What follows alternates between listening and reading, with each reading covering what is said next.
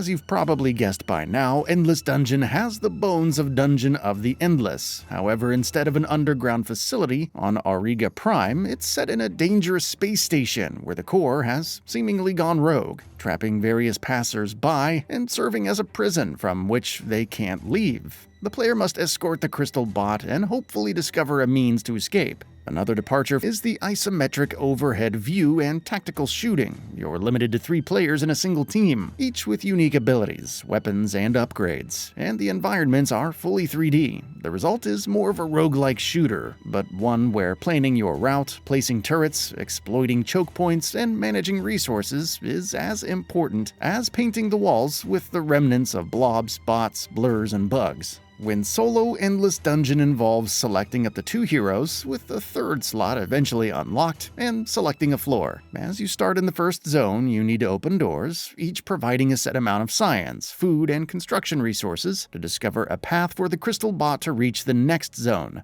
Repeat this to access the elevator for the next floor. Of course, it's not nearly as easy as it sounds. You have little to no idea what lies beyond each room. There could be an empty slot to construct a science, construction, or food generator, thus increasing the amount of that resource earned when opening a new door. You could stumble upon a terminal to upgrade your heroes or construct stems for healing, both requiring food. A research terminal may pop up, allowing you to upgrade different turrets and research new ones. There's also dust, a resource which can power up rooms, allowing you to access their facilities and build turrets. There may be the odd chest or 2 lying around with cells, the meta progression currency, and weapons of different rarities. However, more often than not, you'll discover enemy spawners. When a new wave approaches, either when researching something or just out of the blue, a limited number of enemies emerge. Since they can effectively destroy stations and assail the crystal bot, you need to set up defenses, which means turrets. Turret types include the straight shooter, which deals neutral damage, and it's all well and good.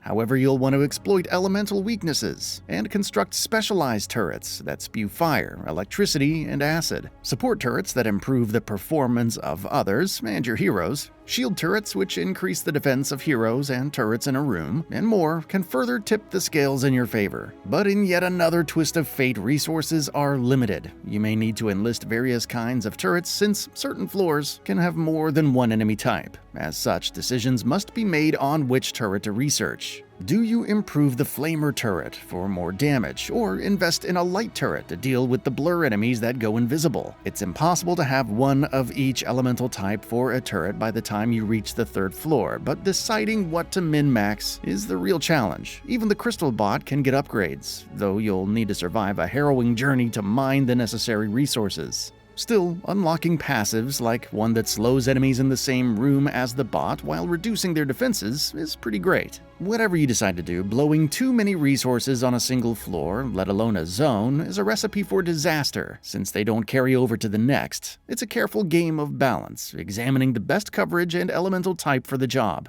As noted, planning your route is also key. The fewer open doors to the crystal bot, the better, but you may want to risk opening more doors to gain further resources. Remember, the bot will take that same route to advance to its destination, assuming it doesn't follow you, so plan and construct turrets accordingly. The perspective and direct control of heroes also lend an extra dimension to the gameplay. Since environments are fully 3D compared to the pixel art of Dungeon of the Endless, you can take advantage of corners and fire into other rooms. The range of your weapons is limited, so you'll need to consider that as well. As for the combat, the weapons have the right amount of heft and responsiveness. Snipers with charged shots feel weighty and powerful, while Gatling guns spew heaps of bullets that seem to fall off in damage later, but it depends on the build you go for. Some weapons are preferable to others, particularly the ranged ones, but aside from 1 or 2, they each have their place depending on the situation. The elephant trunk-looking flamer may not seem great with its ring of fire surrounding your hero, but it works well in claustrophobic scenarios against bugs and doesn't impose a movement penalty when channeled.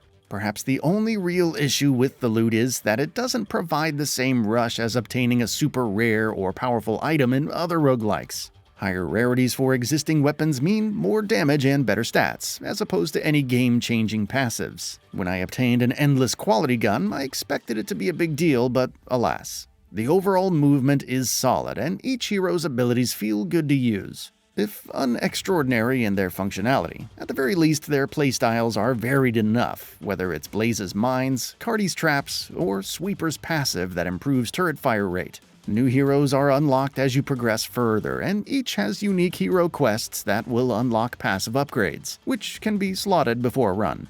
These quests usually involve going to a floor and either eliminating an enemy or fulfilling an objective, like not losing a resource generator on your first floor or slaying a set number of bot enemies. One nice feature is that you don't necessarily have to play as the hero in question, just add them to your party and travel to the biome, with special keys allowing you to access later biomes at the start of a run. You can switch between the heroes in your team at any time, but otherwise the AI controls them. The tactical commands are limited to having them follow or stay behind in an area, which can be good if enemies attack from multiple doorways, or when a resource station needs additional protection. The AI is robust for the most part. It's no substitute for going hands-on, but it gets the job done, even if I wish it would use a hero's ultimate when things get messy. While the shooting is mostly on point, it also is incredibly simple. Various stats like fire rate, critical hit chance, and damage can be increased, along with other stats, and you can acquire modules that add passive bonuses. There's also a shove mechanic, which can knock enemies back and repair or boost turrets. It could feel janky for the most part, often whiffing completely. While it's not the biggest issue, it does explain the lack of a melee class. When you die, whether it's to a boss or become overwhelmed by enemies, you return to the saloon. This is the hub, which can be upgraded with scrap earned after every run. Unlock advanced chips for heroes, improve weapons with chips, or repair the stage with scrap so the band can play. They change your approach in different ways, though they're not earth-shattering by any means. Those expecting a comprehensive story throughout may be somewhat disappointed, but the lore surrounding Endless Dungeon is still as intriguing as ever. While exploring the station, you'll discover various lore bits about day-to-day happenings before everything went wrong. These are charming, but not particularly compelling in reinforcing the narrative. On the other hand, the pieces you discover and add to the archives unlock lore scenes explaining various aspects of the universe are pretty good, despite the limited animation. Even if the overarching story is nothing crazy, it feels like there could have been more interactions and personal stories given the unique individuals in the saloon. New conversations and features open up depending on your progress. However, don't expect people to react to your previous run or have extensive conversations. Having more ways to interact with the hub's denizens and flesh out their stories would have been nice. Perhaps the only other drawback to Endless Dungeon is how samey some runs can feel. While each biome looks unique, with the animated art style looking especially fetching as you're overwhelmed by enemies and bullets illuminating your surroundings, there aren't too many differences in terms of how you approach them. Regardless of the biome chosen, you'll face one enemy type, then two in the next, and three in the next. A boss will always appear on the second floor, with its type varying based on the biome you enter. Credit where it's due, the boss fights are good and introduce an interesting wrinkle while still being in line with the exploration and defense aspects of the gameplay. The core offers all four enemy types, and I liked the metagame that involved deactivating its defenses to disable debuffs it would place on your heroes. Random events like Blackout, which shuts off electricity in all rooms and requires you to activate specific terminals to turn them back on while enemies scurry about, occasionally pop up. There are also pylons, which can bestow positive and/or negative effects, like increased enemy movement speed at low health or HP recovery while they're in the same room, with the solution being to build turrets outside of it. Leave them as they are or disable them with dust. The choice is yours. Presentation-wise, Endless Dungeon embodies that space western aesthetic well, from the voiceovers to the music. Characters and portraits are well done, and performance is solid with pretty much no bugs, at least none outside of those trying to slay my team. As noted previously, shadows and lighting are done well, while the textures and environmental details are on point. Unfortunately, I didn't have a chance to try out much co-op, but even for solo players, there's plenty to sink one's teeth into. Endless Dungeon won't reinvent the roguelike. Nevertheless, it translates several genres into one compelling mix, with a new perspective and progression mechanics offering more long-term investment. The mysteries of the Endless may never be fully resolved, but they make for a fun, though conservatively quirky, adventure.